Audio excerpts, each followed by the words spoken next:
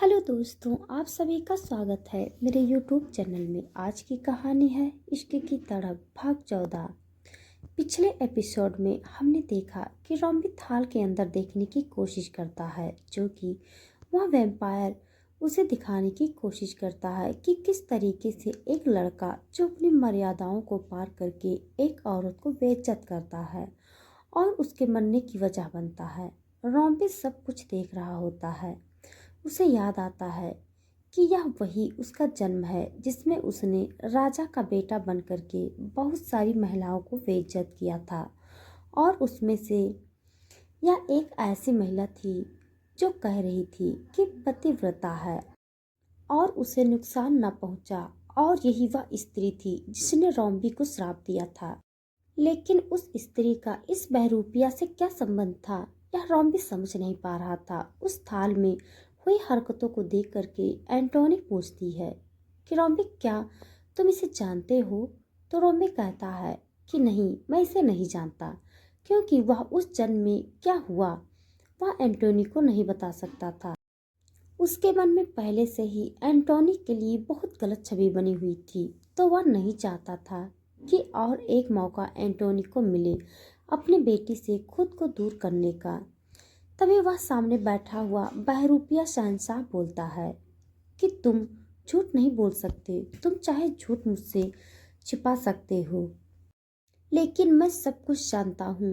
मैं पिछली सारी पीढ़ियों के बारे में रहस्य खोल सकता हूँ। आपको जो यह लड़का दिखाई दे रहा है वह और कोई नहीं है, वह यह रोम्बी है। यह उसके पिछले जन्म की कहानी है जो कि अभी इसकी जन्म को बर्बाद कर रही है। इसी स्त्री ने इसको श्राप दिया था कि यह कभी भी अपना सच्चा प्यार नहीं पा सकेगा, और इसी श्राप के रहते हुए इसे यह बहरूपिया वाला जन्म भोगना पड़ रहा है, जिससे ये आधा इंसान और आधा वैम्पायर बना हुआ है। एंटोनी रॉम्बी को देखती है और बहुत ही आश्चर्यचकित तरीके से उससे पूछने की कोशिश करती है कि क्या यह जो कुछ भी बोल रहा है वह सच है। तो रॉम्बी उसकी बातों का जवाब नहीं देता, तो वह समझ जाती है कि यह सच है। रॉम्बी कहता है, इस औरत का इस जन्म में मुझसे क्या संबंध है? हम यह सब कुछ जानने नहीं आए थे। हम यह जानने के लिए आए थे कि यह आदमी जो बहरूपिया बन के मुझे परेशान कर रहा है, आखिर वह कौन है? तो वह शहंशाह बोलता है कि यह वही आदमी है जिसके पतिव्रता स्त्री को तुमने बर्बाद किया था और उसकी मृत्यु का तुम कारण बने थे। यह बहरूपिया अपनी पत्नी का तुमसे बदला लेने के लिए आया है। इस जन्म में यह तुम्हें बर्बाद करना चाहता है और यह तुम्हारे प्यार के पीछे पड़ा हुआ है। अब तुम अपने प्यार को बचाने के लिए अगर उससे शादी करते हो तो वह अगले ही दिन मर जाएगी। यह सुनते ही एंटोनी खड़ी हो जाती है और वह रॉम्बी से कहती है कि तुमने मुझसे और क्या क्या छुपा रखा है, वह मैं सब कुछ जानना चाहती हूँ। तुमने मुझसे इस बारे में कोई जिक्र नहीं किया था। लेकिन रॉम्बी अभी भी शांत होता है, क्योंकि उसके पास कोई जवाब नहीं होता है। वह बहरूपिया सच बोल रहा होता है। एंटोनी उस बहरूपिया से सब कुछ जानना चाहती है। वह कहती है, मैं सब कुछ सच जानना चाहती हूँ, तुम मुझे बताओ। तो बहरूपिया बोलता है कि सच यही है कि यह किसी भी जन्म में शादी नहीं कर सकता। इसमें अपनी पिछले जन्म में ऐसे कुकर्म किए हैं जिसकी वजह से आने वाले 7 जन्मों तक भुगतनी पड़ेगी। उसके तहत यह अगर किसी भी लड़की से सच्चा प्यार करता है तो उससे शादी नहीं कर सकता। अगर वह उससे शादी करता है तो अगले दिन ही मर जाएगी। वह लड़की, यही इसका श्राप है। यह किसी भी जन्म में अपने सच्चे प्यार को ना पा सके।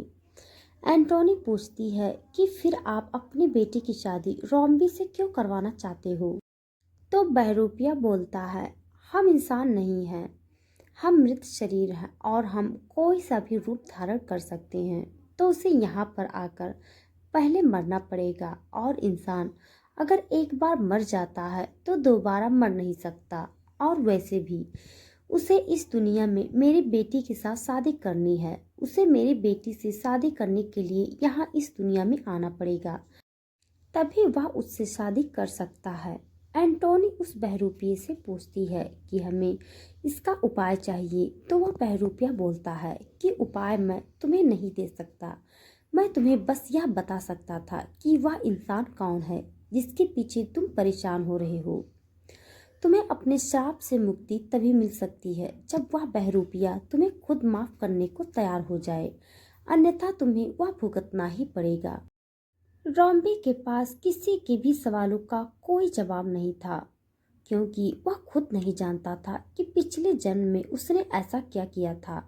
वह तो उसे जो कुछ भी बताया जा रहा था वह उसे ही सच समझ रहा था। रॉम्बी बोलता है कि मुझे मेरी दुनिया में जाना है। वह वैम्पायर से बोलता है। उसके सिपाही आकर के उसे खेल लेते हैं। वह बहरूपिया बोलता है कि मैं अब इसे किसी भी कीमत पर जाने नहीं दूंगा, क्योंकि अब मैं इस पर विश्वास नहीं कर सकता। मुझे पता है आप लोग मिल करके मुझे धोखा दे रहे हो, लेकिन मैं मेरी बेटी को और धोखा नहीं दे सकता।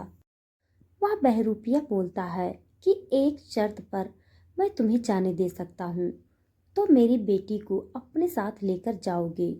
तो रॉम्बी कहता है कि मैं आपकी बेटी को अपने साथ लेकर नहीं जा सकता। वहाँ पर मैं उसे किसी से कैसे क्या कह करके मिलाऊंगा कि यह कौन है।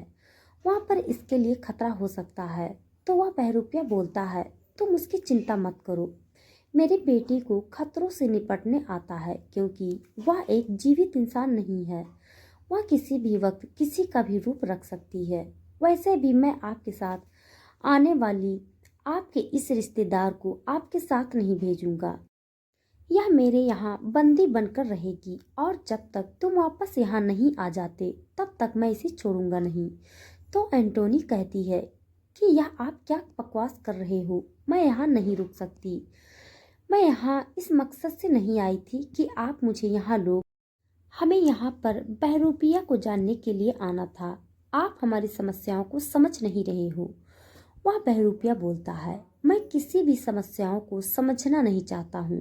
मैं बस इतना जानता हूँ कि मेरी बेटी इस व्यक्ति से शादी करना चाहती है, और उसके लिए मैं किसी भी हद तक जा सकता हूँ। वह सिपाही आकर के एंटोनी को घेर लेते हैं। अब रोम्बी क्या डिसीजन लेगा? क्या वह उसकी बेटी को अपने साथ इस दुनिया में ले जाएगा, जो इस दुनिया में उसकी निया उसका इंतजार कर रही है? क्या वह एंटोनी को इन लोगों के हवाले कर देना चाहता है? तो चलिए इस कहानी को और आगे जानते हैं।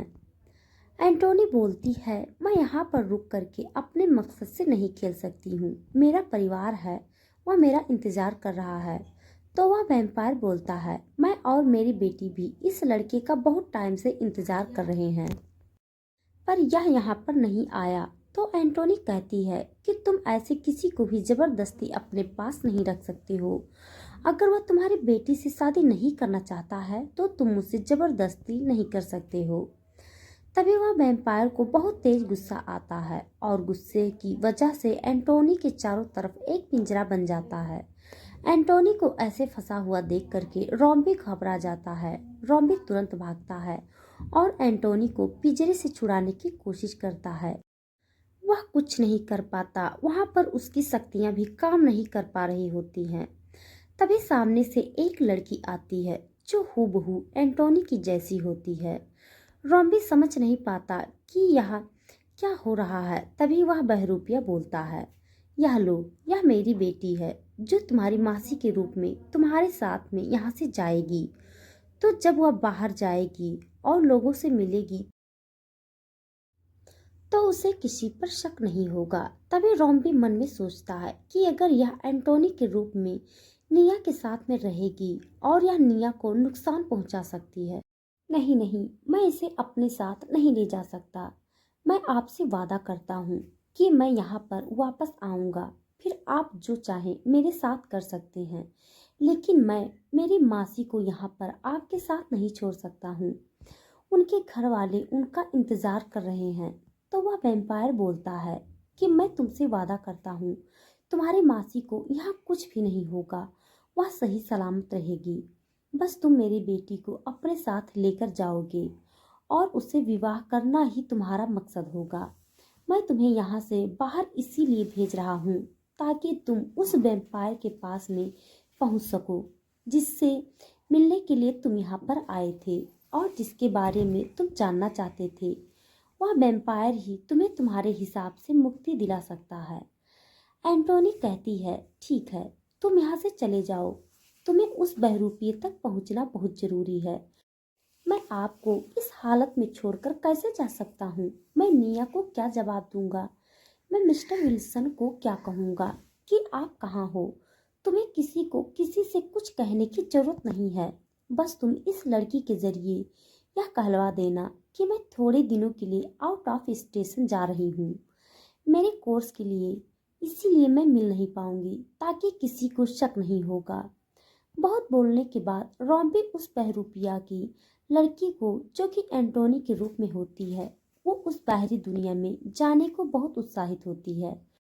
रॉम्बी एंटोनी के लिए बहुत चिंतित होता है। उस बहरूपिये पर उसका बिल्कुल भरोसा नहीं होता है। रॉम्बी एंटोनी को छोड़ करके चला जाता है, लेकिन उसके दिल और दिमाग में बस वही बात होती है कि वह बहरूपिया एंटोनी को कोई नुकसान न पहुंचा दे। वह लड़की रॉम्बी के साथ में होती है, एंटोनी का रूप धारण करके। लड़की और रॉम्बी साथ में बाहर आते हैं तो बाहर की दुनिया को देख करके बहुत खुश होती है। उसकी आंखें सब जगह बहुत सॉफ्ट होती हैं। वह बार बार रॉम्बी के पास में आकर के उसके करीब आने लगती है, बार बार उसका हाथ पकड़ती है। वह भी उसे अपने से दूर करने की कोशिश करता है और उसे धमकी देता है कि तुम मेरे करीब नहीं आओगी। तुम्हें बाहर आने का शौक था, मैं तुम्हें बाहर लेकर आया हूँ, लेकिन अब मेरे ख्याल से तुम एक कदम भी बाहर नहीं निकालोगी। अगर तुमने एक कदम भी यहाँ से निकाला तो मैं वापस आईने में भेज दूंगा और मुझसे दूर रहो। थोड़ी देर में निया का फोन आता है, जिसे देखते ही रॉम्बी की हालत खराब हो जाती है। क्या जवाब देगा वो निया को? तो दोस्तों, आज के लिए बस इतना। इसके आगे का भाग जानने के लिए आप हमारे साथ बने रहिए। हमारी कहानी आप सबको कैसी लग रही है कमेंट बॉक्स में जरूर बताइए।